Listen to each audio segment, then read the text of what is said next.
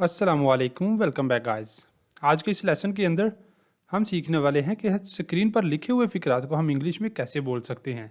Screen पर लिखे हुए फ़िक्रात हैं दो तरह के। पहले दो फ़िक्रात हैं एक जैसे। फ़िक्रात क्या हैं? वो तुम्हारा कौन लगता है, मैं तुम्हारा क्या लगता हूँ, वो तुम्हारी क्या लगती है। ठीक है, तो इस तरह के फ़िक्रात, इनको हम देखेंगे कि हमने इंग्लिश में कैसे बोलना है। और सेकंड टाइप के जो फ़िक्रात हैं वो हैं, उसने माफ़ी मांगी और बस बात वहीं ख़त्म हो गई। उसने इनकार कर दिया और बस बात वहीं ख़त्म हो गई। इस तरह के फ़िक्रात को हमने इंग्लिश में कैसे बोलना है, इनके लिए हम यूज़ करेंगे एक इडियम, और उसकी मदद से हम देखेंगे कि इनको हमने इंग्लिश में कैसे बोलना है। अब लेसन को शुरू करने से पहले अगर अभी तक आपने चैनल को नहीं सब्सक्राइब किया तो चैनल को भी कर ले सब्सक्राइब, ताकि हर आने वाला लेसन आपको भी मिलता रहे और आप लगातार हमारे साथ इंग्लिश सीखते रहें। हेलो गाइस, हम शुरू कर रहे हैं स्पोकन इंग्लिश कोर्स, जिसके अंदर 1-to-1 क्लासेस हुआ करेंगी। फीमेल और किड्स के लिए फीमेल टीचर भी अवेलेबल है। जो भी आप में से ज्वाइन करना चाहता है वो दिए गए व्हाट्सएप नंबर पर मैसेज करके ज्वाइन कर सकता है। अब चलते हैं और आज के लेसन का आगाज़ करते हैं। सबसे पहले देख लेते हैं फर्स्ट टाइप के फ़िक्रात के लिए स्ट्रक्चर जो हमने यूज़ करना है। स्ट्रक्चर हमारे पास क्या है?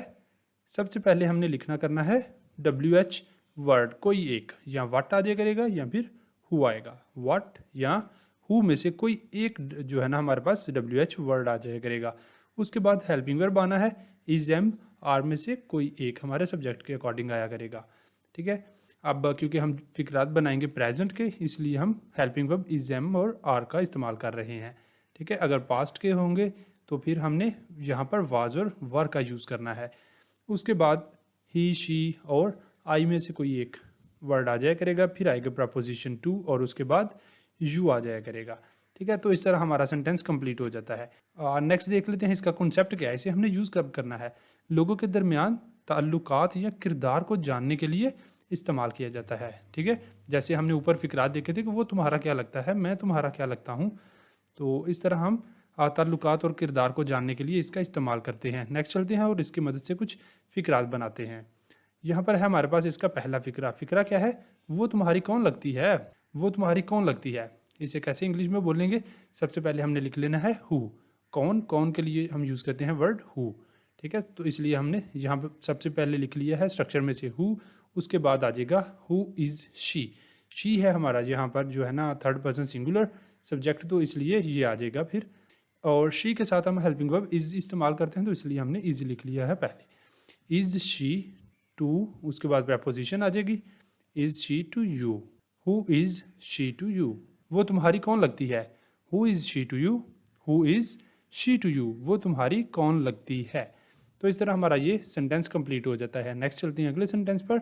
अगला सेंटेंस है हमारा मैं तुम्हारा क्या लगता हूँ, मैं तुम्हारा क्या लगता हूँ। ठीक है, कौन और क्या का डिफरेंस आपने अच्छे से याद रखना है। जहाँ पर वर्ड कौन आया करेगा उधर हमने हु का वर्ड यूज़ करना है ऊपर स्ट्रक्चर में से। जहाँ पर क्या का वर्ड आया करेगा उर्दू में, उधर हमने वट का वर्ड यूज़ करना है। जैसे यहाँ पर है मैं तुम्हारा क्या लगता हूँ, what am I to you, what am I to you, मैं तुम्हारा क्या लगता हूँ।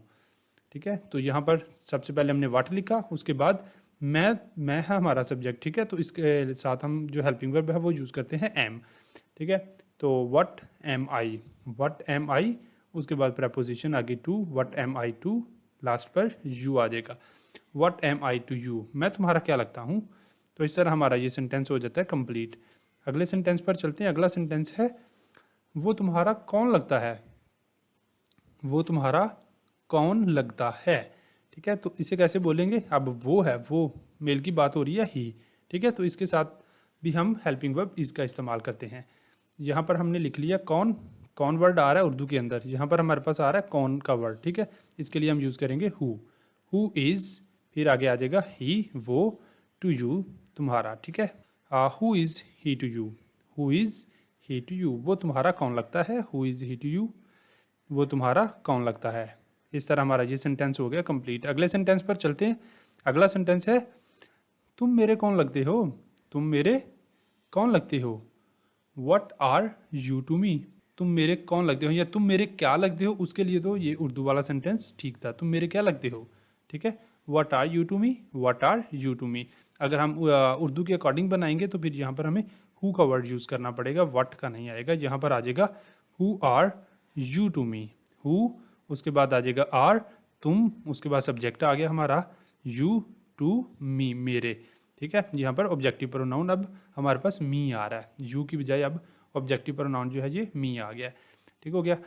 Who are you to me, तुम मेरे कौन लगते हो। अगर इंग्लिश में है, जैसे इंग्लिश में जो लिखा हुआ है वो है what are you to me, तुम मेरे क्या लगते हो। ठीक है, तो ये दोनों टाइप में हमारे पास हो जाता है इस तरह कवर। नेक्स्ट चलते हैं अब अगले फिक्रे पर।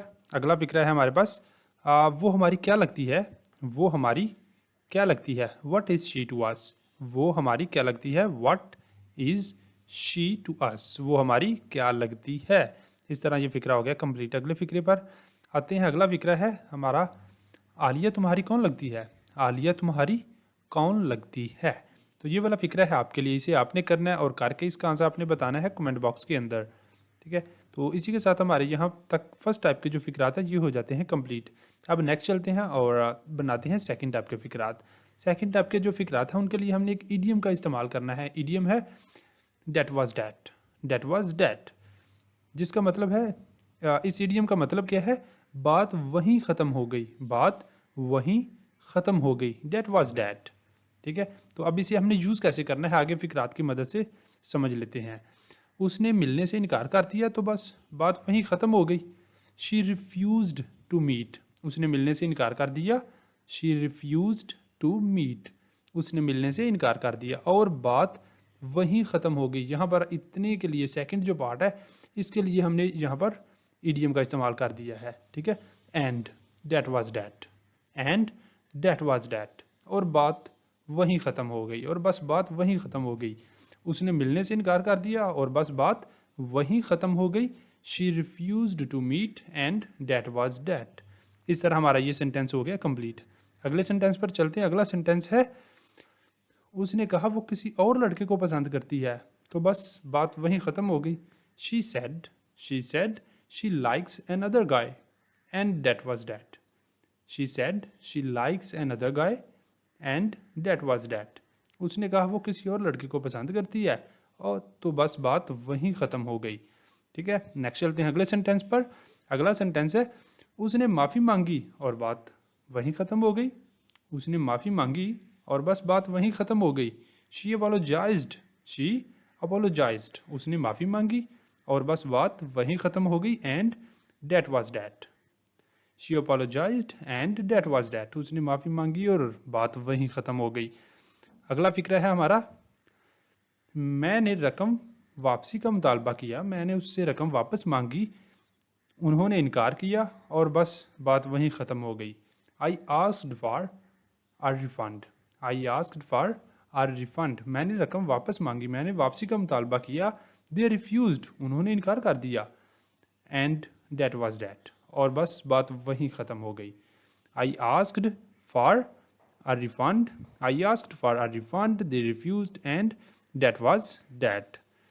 और इस तरह हमारा ये सेंटेंस हो जाता है कंप्लीट। आगे चलते हैं अगले सेंटेंस पर। अगला सेंटेंस है हमारे पास यहाँ पर उसने उससे ताल्लुक़ ख़त्म कर दिया, उसने उससे ताल्लुक़ ख़त्म कर दिया और बस बात वहीं ख़त्म हो गई। She broke up with him, उसने उससे ताल्लुक़ ख़त्म कर दिया। She broke up with him and that was that, उसने उससे ताल्लुक़ ख़त्म कर दिया और बस बात वहीं ख़त्म हो गई। इस तरह हमारा ये सेंटेंस हो जाता है कंप्लीट। आगे चलते हैं अगले सेंटेंस पर। अगला सेंटेंस है उसने अपना फ़ैसला कर लिया, उसने अपना फ़ैसला कर लिया और बस बात वहीं ख़त्म हो गई। तो ये वाला सेंटेंस है आपके लिए, इसे आपने करना है और करके इसका आंसर आपने बताना है कमेंट बॉक्स के अंदर।